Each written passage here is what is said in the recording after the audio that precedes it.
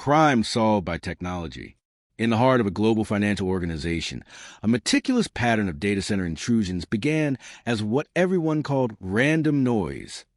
The attacks were surgical, leaving almost no physical trace and swallowing hours of quiet monitors with alarming precision. The public narrative leaned on a chorus of outsiders: street hackers, disgruntled ex-employees, and impulsive criminals, easy scapegoats for a breach that felt inexplicable. Clark, a quiet pillar of the IT risk team, watched from the periphery, a decent man who kept the gears turning and the risks from spiraling. As the investigators chased the obvious villains, the data spoke a truth that resisted their assumptions. Tokens moved in familiar rhythms, yet the cadence shifted in a way that suggested a subtle, internal permission structure rather than a pure external assault. The team found an anomaly not in what the attackers did, but in what the organization tolerated. Tiny, harmless deals defended as pragmatism, approvals granted in private channels, shortcuts that kept projects online and reputations intact. These deals, once dismissed as mere bureaucratic noise, formed a brittle backbone that could be exploited to redirect access. Clark's seemingly dull routine, isolated late-night experiments, careful documentation, a refusal to glamorize quick fixes, turned out to be the key. The technological reveal came through a junior analyst who noticed a line of code that didn't fit a typical intrusion signature, but did fit a signature left by the very method the attackers used. An insider pathway, a chain of quiet approvals that acted as a back door when distorted by the right set of tokens. The random crime was really a failure of governance, a melding of insider risk and process rot that the organization had learned to tolerate.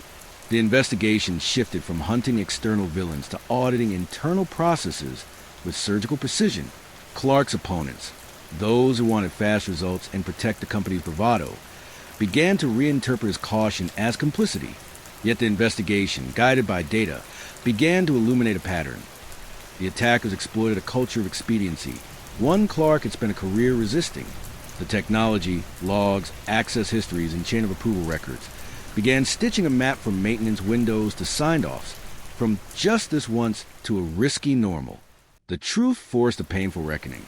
The organization confronted the uncomfortable fact that its most decent, reliable employee was not a conspirator, but a moral counterbalance to a culture that tolerated corruption in small, invisible increments.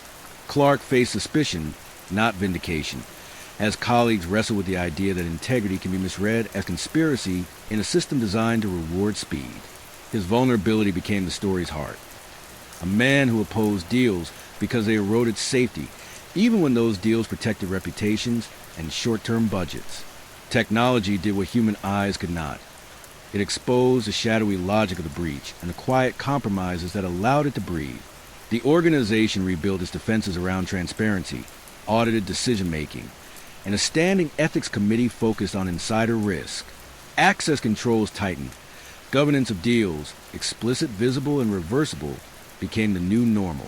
The investigation closed not with single arrests, but with a culture transformed, vigilance powered by data, trust restored by accountability, and a decency embodied by Clark that became the organization's strongest line of defense.